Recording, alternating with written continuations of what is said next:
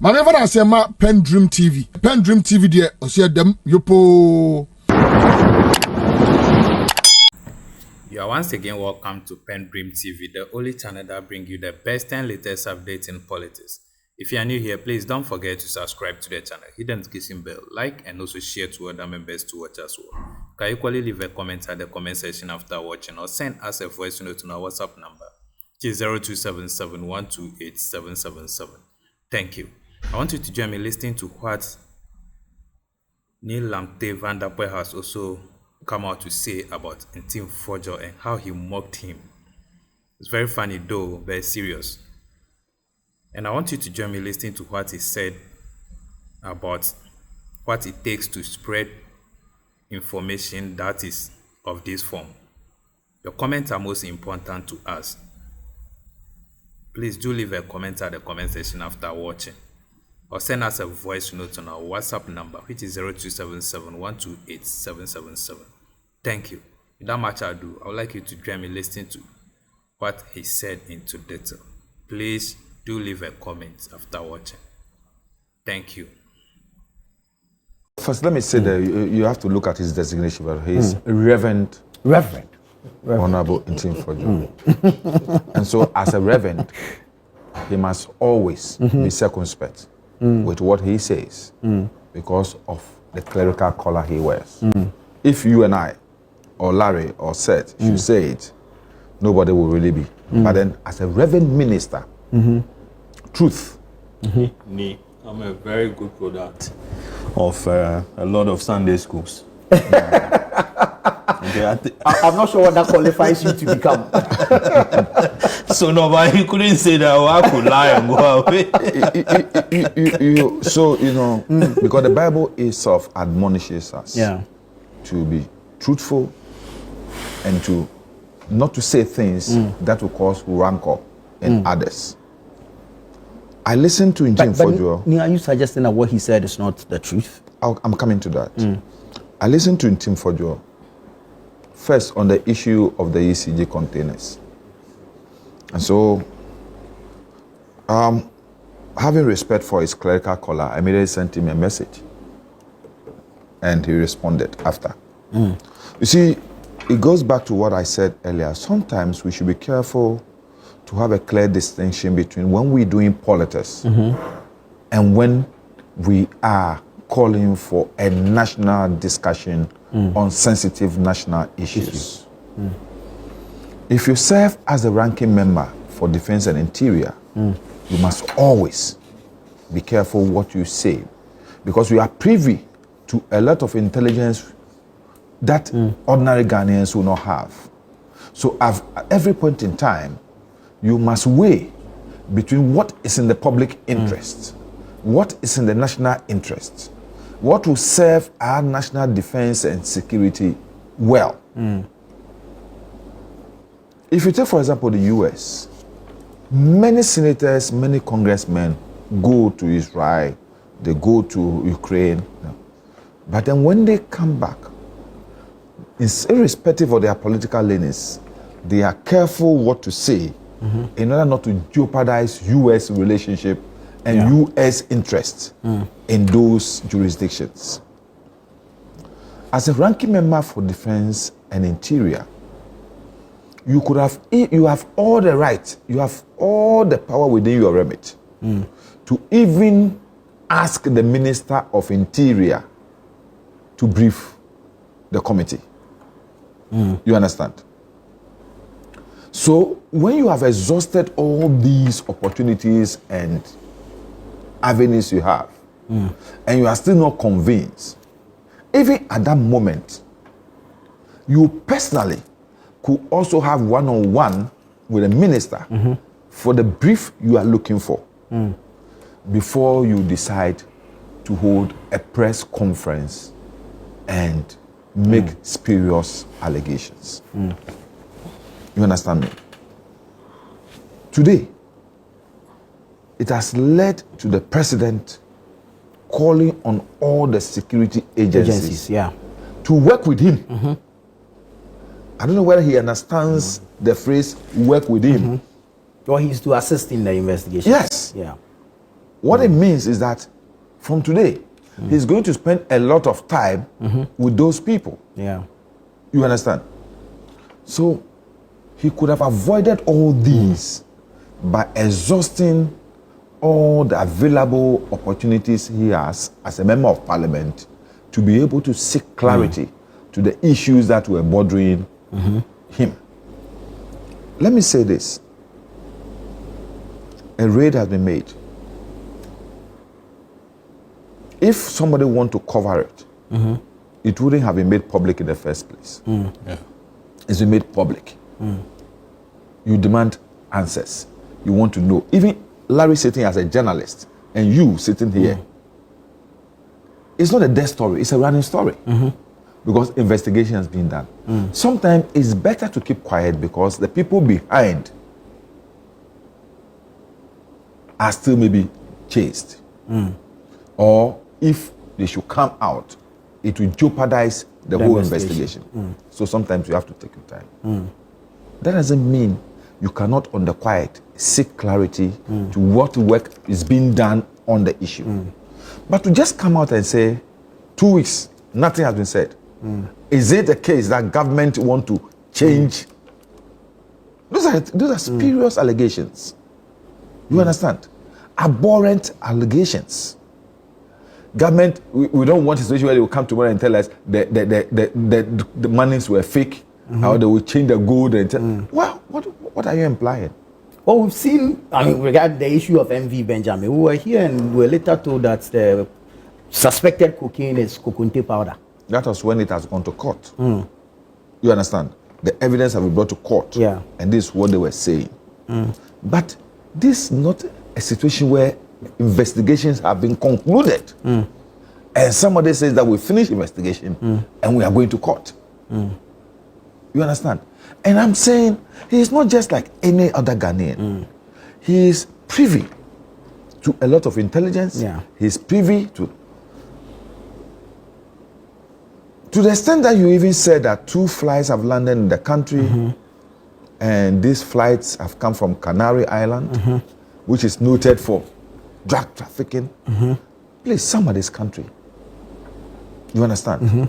So, international relations, international security, because these flights coming into our country and you saying that they came under a shady condition and there was no details, there's no flight that will come into our airspace that will not have clearance, that will not go onto a manifest.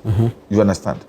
So if you claim that these flights came into the country unnoticed or without approval, then you are saying something else. You are putting our international airspace into serious question. That flights can come into our international airspace without any check. Then what happens to our international borders? What happens to the competence of our air traffic control people?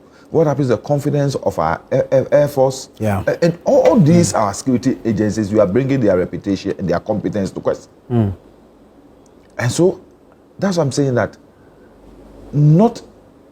it was not for him to be speaking like an ordinary Ghanaian person, somebody on the street, somebody who is drunk, or somebody who has just come out of sleep and want to speak. But he was speaking as a ranking member. If you're a ranking member of a committee in parliament, you are like a shadow minister. Said, am I lying? All right. So, but he's concerned. No, I'm saying that your concern should be addressed within a very disciplined, germane environment. We do not know if he had previously made attempts. He didn't tell any of us. Exactly. He didn't tell any of us. And if he has made attempts, he will have made reference to those attempts he has made. Knowing him. Knowing him. Well, you do, I don't. So you see, I'm saying that all the things he said, my worry in it is the fact that from my background in international security, Ghana's reputation, Ghana's image is very, very important in this. If you make it seem to the whole world that Ghana has become a hub for drug trafficking, and that you can just fly into Ghana. And what you are actually doing is that you are creating a situation where our credibility as a country, our integrity, our international relations will all suffer. That's why he had to be measured in his expectation and his utterance in such a situation as a ranking member. But you see, he's developed a penchant for just doing more politics than being a legislator. Because members of the legislature are a different breed of politicians. You are not part of the executive, and you are not just member of a party. Once you enter that legislature, your chemistry must change. But isn't this part of exercising the oversight responsibility? That's why I'm saying that oversight responsibility is in so many forms.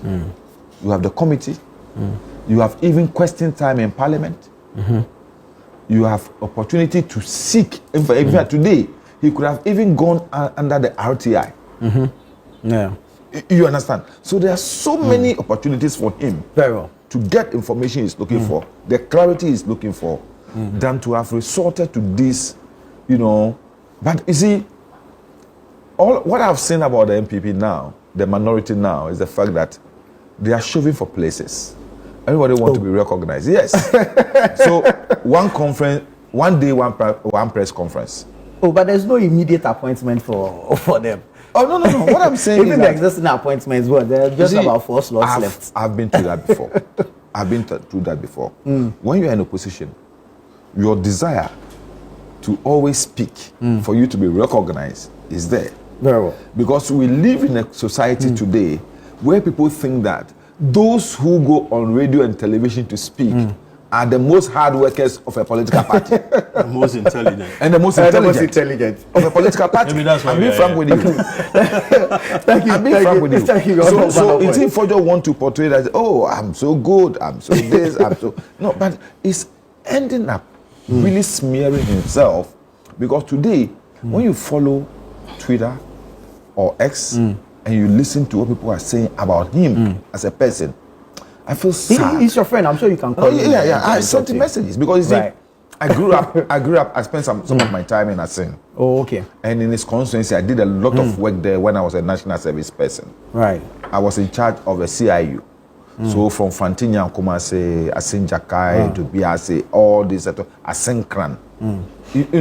I did a lot of work there. And I loved Asin people because of the way they lived with me. Yeah. And so I've taken him as a younger brother, and I've been sending him messages on these things. But it looks to me, he's taken up by the frenzy. The drums which are being beaten in the position is taking over him. Thank you. Let me hear from what Honorable says on this, and the fact that, one, we have a reputation to keep, but then also we need to treat security matters as sensitive as they are. Thank you very much. I think first and foremost, I have had opportunity to read the letter written to the chairman of the committee by the ranking member. After the press conference. When I read it, I thought he was trying to follow procedure, because in times past, when there are issues like that, I remember when I was a chairperson, the current chairman, James would walk to me and tell me that, I think we need to bring these people to come and offer us some explanation on ABC. So I believe he's following some procedure. I think the concern or is that we need to get to the bottom of this matter. Indeed. Ghana's reputation, as Nee said, is at stake, and it is not in anybody's interest. When your country is tagged in the red, irrespective of who you are, you should experience international travel to really appreciate your country being in the red. Any, forgive my language, Tom, Dick and Harry can just accost you anyhow and care less about how to profile you. And so for some of us, it is proper that dignity of our country is kept. Right. The ranking member, yes, has that right to ask for the agencies and the sector leadership of government, i.e. the ministers, because the procedure is that the agencies cannot just appear before members in parliament. They have to come with their overarching boss, i.e. the leader of the sector, the minister, who reports on their behalf, and then offer some explanations. We must also, be cautious of some of these conversations. It is to the interest of our country so that we work it out well. Mind you, we did well by getting Ghana back into the Commission on Narcotic Drugs in the league just some years back, because we were out of that league. And we did some good work back in there with some legislations.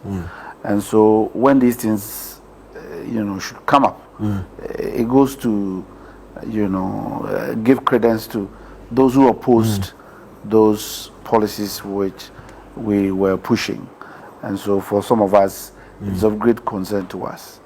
We make sure the right things are done. But to what the ranking member wrote to, yes, I think it's time. The national security raid was done in February, and maybe for the budget which was coming, and they're looking forward to the budget, maybe the budget consumed that meeting of Parliament, so they couldn't meet. But out of the House now, once they have been given a budget and they can work, because mind you, you cannot organize parliamentary meetings without a budget, and so they need to make sure they get it done. So that they need to be given enough information. Maybe he is not getting information as he expects to have. And let me tell you, this country, we always get backdoor information.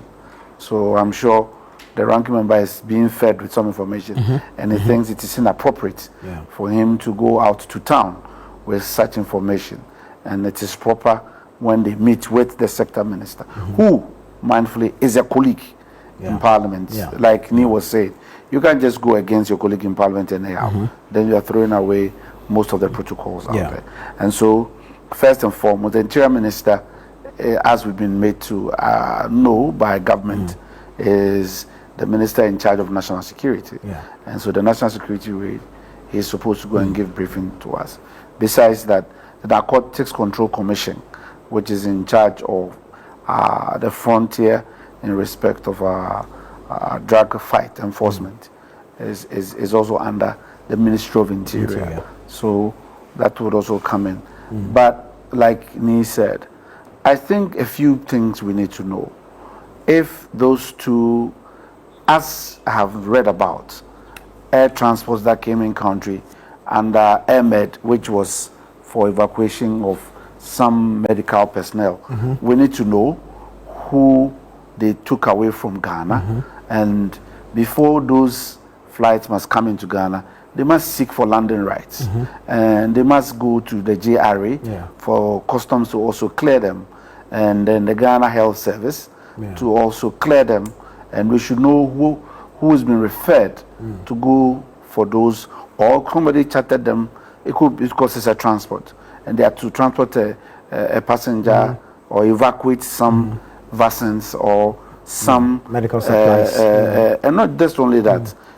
Today in the health industry, parts, human parts are also matters, organs. Yes, so you never know, and so these are matters that we have to get some information on. However, he is a representative of his people, so I don't know who has given him information, and he wants to verify and validate those information from the agencies and the sector minister. And I think it is in the rights of the committee. In our time when we used to be in Parliament, we organized similar briefings, and we will bring the agencies to to come and offer committee members, and that's what Ni said, privileged information to give to members because they are the representatives of the people. The people must know. And most of the time, people forget that the security personnel who come to offer us information, they are commissioned officers. And until you are decommissioned, there are certain classified information you cannot give. And so those ones are matters they can, and even when they appear before us in Parliament, and the matter is under investigation, there are certain classified information they will not be able to give you because it's operational. And until the investigative process is exhausted, you don't know who you are, handing intelligence to go and do otherwise. So I think the call by the ranking member that we delve into the matters is very critical. Because we need to know which hospital referred a patient or whoever called for them to come. So you have to go through the Ghana Airport Company, the Ghana Civil Aviation. All these bodies must offer some explanation. So we appreciate the conversation. And these are matters we don't need to joke with. I in particular am very serious about this matter because I passed a law that granted Ghana, I led the passage of a law that got Ghana to do some work on cannabis, and it is something which was not only Ghana doing it, but a global conversation. And so, if these things are not checked, we will go. I'm not happy about it. We need to get it done right. Well. Larry, I worry sometimes when we are quick to go to press with just a bust. Okay, because just like this dollars and gold bust that came out, we're only told that allegedly belongs to an Alhaji who is on the run. Who is this Alhaji? Has he been apprehended? But my sentiment is that why not, when you do the bust, wait, at least let the investigations travel to a point where you're able to pick up a number of the people. Because you see, when outrightly you come out and say there's a certain Alhaji, if I am that Alhaji, I will find my way out so that I am not picked up. I don't know what if you get what I'm saying and what you think of it. Yeah, I think so. You see, very often, I think the media in this part of the world, we've become like conveyor belts.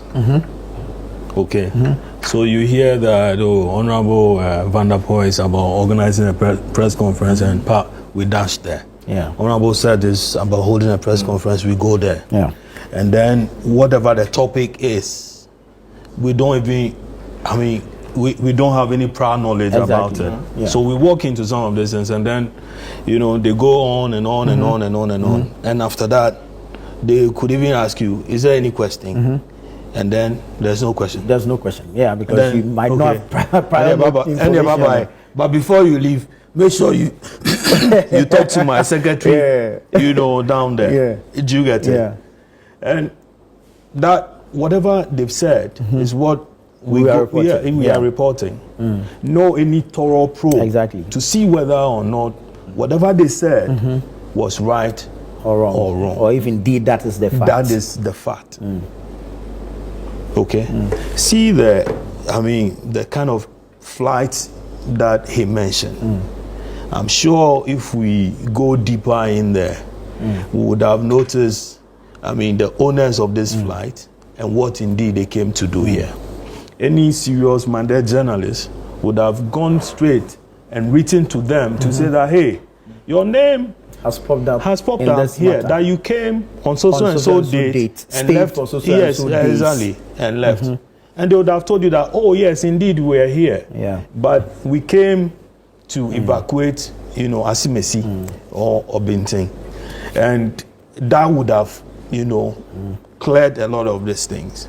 And this gentleman or this reverend who said this would have, had X in his face. You get it? But elsewhere, other jurisdictions, journalists are able to do this, even with a phone call. Sometimes the argument here is that we don't have, that level of sophistication, or we don't have resources to do that. But I think we've gotten to that point where, you know, Channel 1 could call this, you know, people and say that, hey, you guys, so and so and now so. It's has a happened. global village. Exactly. To a point where, you know, the Ghanaian president had gone on his Twitter, official Twitter or Facebook handle to say that, hey, we want key institutions like, you know, the narcotic control commissions, CID to be involved, airport companies to be involved, and so on. It means it's a very critical thing that shouldn't be. It's a serious matter. You know. So we would want you guys to tell us what you came to Ghana to do. Anything short of that. I mean, we are conveyor belts. Having said so, I'll talk about this. Reverend politician. No, we are not discussing him as a person. We are discussing the issue. But he's the one who brought the matter up. Why so the matter he has raised. So recently, last week or last 2 weeks, I've had calls to go on air to respond to certain things he had said about me personally. What did he say? You know, we were reporting stories about some the bulletproof cars. Exactly.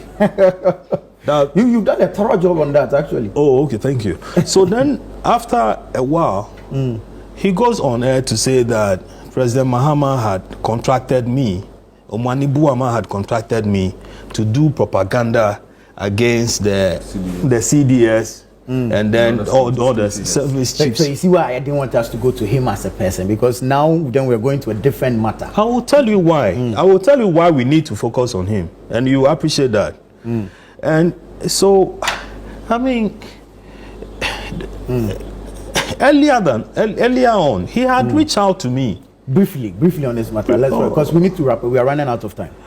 He had reached out and said that he had written something about the retirement of the CDS and then some of the generals and so on, and that I should publish it for him. Well, and then we published it. He had asked for documents on this particular matter on the cars, the bulletproof cars. I told him that, listen, I have the document. However, you are a ranking member. You are in a position to access those documents from the state institutions involved. So go to them. At least you would have had my credibility tested by that. The gentleman didn't do that. The next thing I heard was him going on there and spewing those things about me. What I make of him in the last few, weeks or days that he had become a ranking member, it's somebody who is struggling to be noticed, who is struggling to establish himself politically.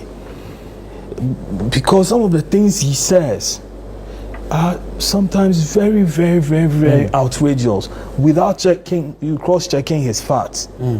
Wrap it up for me. Before, putting people on the spot. There's something that I have seen. I think the Mahama we had years ago, it's not the Mahama now. The first John. Yes, the first John. It's not the Mahama now. I think he's taking things, very, very, very personal now. Years ago, he would have wished this thing away. And don't assume that he didn't speak to the institutional heads. Of course, he's the commander-in-chief. Yes. Before coming to post that on social media. Then would that suggest that indeed there is cause for worry? That suggests to me that he knows the fact, and there's cause for worry when the reputation of the country is at stake. And indeed there's something amiss regarding the activities of these two. It could be that, but it could also be that, listen, there's nothing at stake, and then the man is saying that, listen, let's have this gentleman go before these institutions and then have answer this thing. Questions. Exactly. And for me, so I'll start with this particular one where he's saying that it's supposed to serve as a deterrent to people who go out there to go and spew things that puts the reputation of the country at stake. I mean, last year we dealt with a similar situation where a NACOP lady was captured in videos aiding a Belgian national through the immigration, whatever, at the Kotoka. The lady was interdicted. A deputy regional secretary of the MPP who works with the, at the airport was also interdicted and investigated. Right. To date, nothing has been done. as far as prosecution or putting these people before any investigative committee. We'll have to leave it here. Unfortunately, gentlemen, we've run out of time. But let me make this. I think in so just about 20 seconds. My point is that it would be so unfortunate for me to sit on this panel. Larry, if you have an issue with the Honourable Member of Parliament, I think it is proper you take it up. And I don't believe it is every report you have made in your newspaper which have always been you've gotten it right. And so I believe that it is not proper for us. Where we're heading is as if we're taking him to the cleaners. He's doing his job. And I pray that we should always have the shocks to accommodate some of these things. Other than that, if we can't tolerate... I'm not saying... I shouldn't say we shouldn't criticize him. But I don't want us to set him up around this table. He's not here with us to defend himself. You understand? I just brought him I get you. Thank you. I just want us to... Thank you, gentlemen. Thank you so much. Honourable Lante van der Poy, former local government minister, former member of parliament for the good people of Odododio. Honourable Seth Champo, former regional minister, Eastern Region, former member of parliament for the good people of Impriaso, and Larry Dogbe, editor of the Herald newspaper. I'm tempted to say future something, but I'm sad we didn't talk about Galamsey. We had wanted to. We had initially planned to. But unfortunately, I think we got carried away. We got carried away and we ran out of time. I'm a Ghanaian. There's a lot to be said, of course. We should be concerned. I'm concerned. And especially from the Eastern region, there's a lot to talk about. A lot to talk about it because he was a regional minister. Exactly. Some other time we'll bring you when you bring it on. Thank you so much, gentlemen. Next, we have community focus here on Breakfast Daily. We'll be looking at the water situation in various parts of the country. Chris Carter will be here. Philip Nilate will be here, and they will be bringing you community focus. Thank you.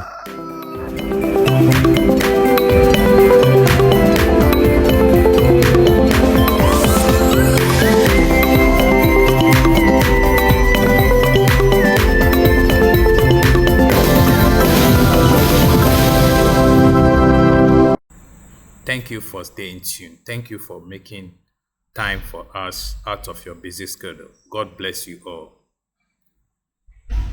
Dedi kama mamena PENDREAM TV ase. Now so far so good. Say open online portal e wo Ghana. Nipa share, nipa follow, nipa comment here. To my best of knowledge, without any biases, PENDREAM TV.